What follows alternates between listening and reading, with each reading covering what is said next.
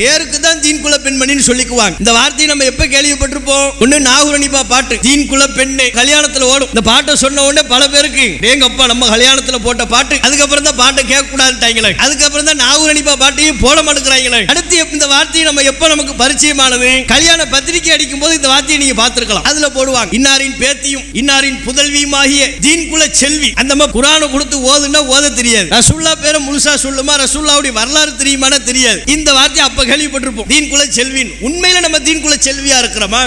இஸ்லாமிய மார்க்கம் கருப்பு கலரில் தான் பர்தா அணிய வேண்டும் என்று உத்தரவிடவில்லை. அவங்க விரும்பிய கலர்ல அணியலாம். ஆனா கலர் சேஞ்ச் மட்டும் இப்ப பார்க்கிறது இல்லை. புர்கா கடைக்கு போனோம்னா டிசைன் இதெல்லாம் புர்காவா என்று கேள்வி எழுப்பக்கூடிய அளவிற்கு இருக்கிறது. கண்ணாடி வச்சு புர்கா ஃபுல்லா எங்க பார்த்தாலும் கண்ணாடி, பின்னாடி ஃபுல்லா கண்ணாடியா, பின்னாடி ஃபுல்லா கண்ணாடி எதுக்கு? வரவும் போறவங்க அதை பார்த்து தலை சீவறதுக்கா? தேவையா? அப்படிப்பட்ட புர்கா நமக்கு தேவையா? கண்ணாடி வச்சு எதுக்கு புர்கான்னு கேட்கிறேன். டைட் புர்கா, அந்த புர்கா இந்த புர்கான்னு பல்வேறு விதமான பெயர்களை சொல்கிறார்கள். அது ஒரு சுடிதார் மாதிரி, சேலம் மாதிரி, அது ஒரு தனி ஆடை. மார்க்க தொடர்பில்லாத பெண்கள் அப்படித்தான் பார்க்கிறாங்க. அது மானத்தை மறைக்கக்கூடிய ஆடையாக, இரையச்சமிக்க ஒரு ஆடையாக அதனை அவர்கள் பார்ப்பதில்லை. இந்த ஆடை தான் எனக்கு சிறந்தது. அல்லாஹ் அப்படித்தானே சொல்றான். மனதை தூய்மைப்படுத்தக்கூடியது, மன நிறைவை தரக்கூடியது, நம்மோடு கலந்து வாழக்கூடிய, நம்மின் மீது நேசத்தை வெளிப்படுத்துகிற பிற சமூகத்தில் உள்ளவர்கள், இந்து மதத்தை சார்ந்தவர்கள், ஏனைய மதங்களில் உள்ள பெண்கள் கூட இஸ்லாம் அணிந்து கொள்ளக்கூடிய புர்கா என்பது சிறந்த ஆடையாக இருக்கிறது. நாங்களும் இந்த டிரெஸ் போடலாமா, எங்களுக்கு இந்த புர்கா தருவீங்களா என்று விரும்பி கேட்கிறார்கள்.